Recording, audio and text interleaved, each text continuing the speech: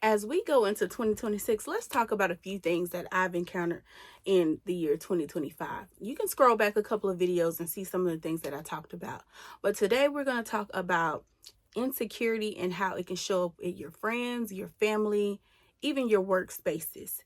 I'll talk about that, about workplace bullying, in a minute.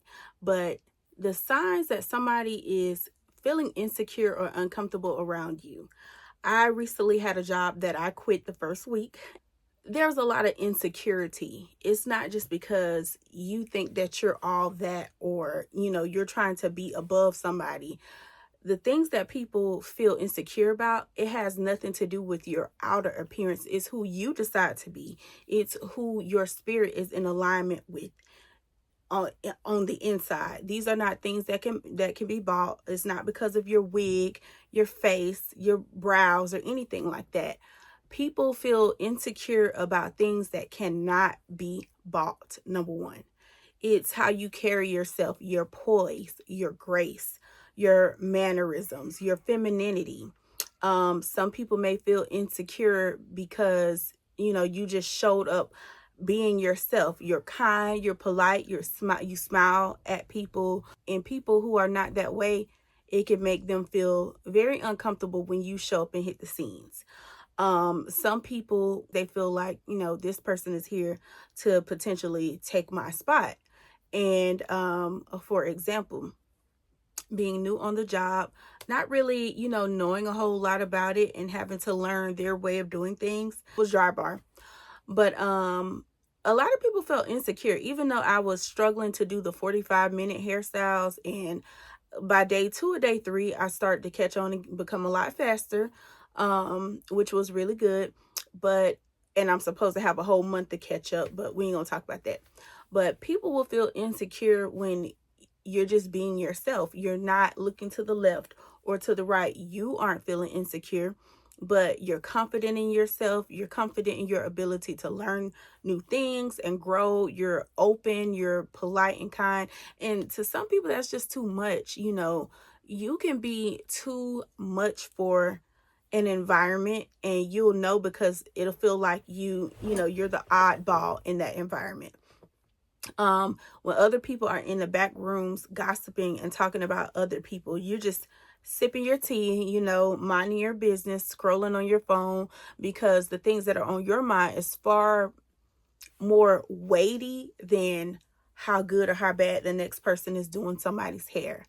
It can also show up in your circles. It could be friends or family. They'll try to take little pot shots at your life or your lifestyle. If they have one baby and you have two, they have to tell the world about how they're so happy they didn't have two babies and they only have one baby, because you have more than one baby. So they have to let you know that what you did is wrong and what they did is right, or vice versa.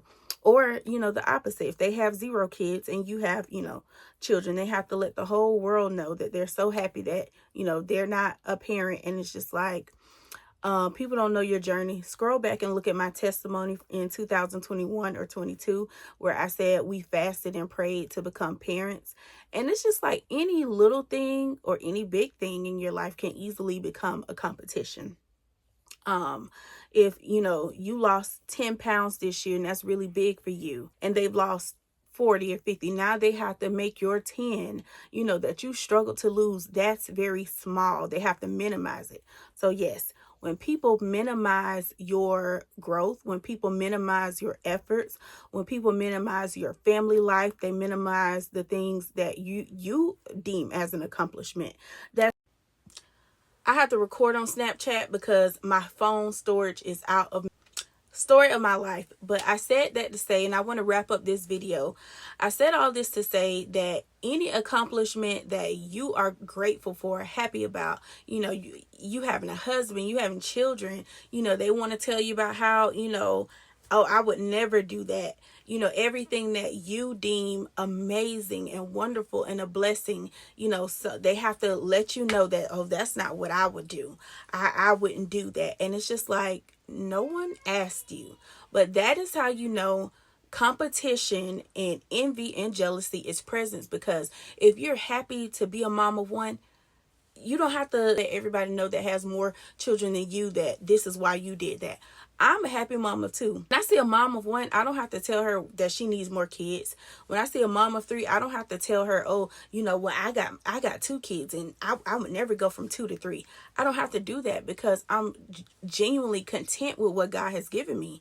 And when you are a genuinely happy, grateful woman, you don't have to let other people, like, you're not in competition with anybody. You're settled, you're satisfied. You may have some things that you want to do, but you're not in competition with the next person. You're not making what they're doing in their life feel like, it's minimal. You're not minimizing anyone.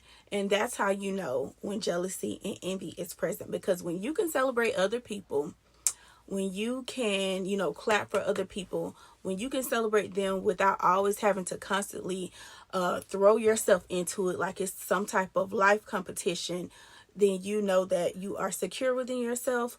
But these are some of the signs to look out for. And as we enter into this new year, these are the things that we might need to break away from and stray away from so that we can keep moving forward, living the life that God has given us. And yeah, these are the signs to look out for.